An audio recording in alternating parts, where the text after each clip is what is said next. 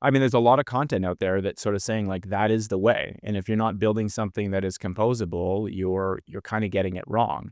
So let's not forget how much money some of these companies have raised and the amount of investment that they've made in education. There are entire alliances and certifications for composability. And so it's really easy to sort of justify, well, I'm going to buy a best of breed component at every single part of my stack, and then that's going to give me a leg up on the competition. That's going to allow me to deliver a better experience to my customer. On paper, it's hard to argue with.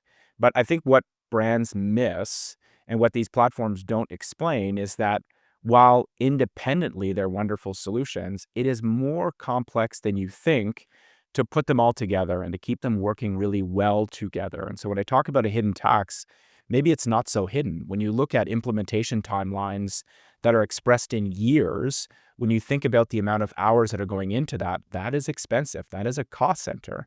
And once implementation is done, that's not the finish line. That's the start line to you thinking about the long-term maintainability and continued customization of something that is a composable stack. And that's if you get it right. I think an awful lot of times too, unfortunately, what I've seen when it starts to go wrong is you get finger pointing between the different platforms. If something isn't working, it's certainly not platform A's problem. It's either the way that you've implemented platform A with platform B, or it's the fact that platform B is sending you the wrong data. And so you might be spending your time initially setting everything up, but I have often found that you subsequently shift your attention to negotiating the relationships between those platforms. And that's just really tiring.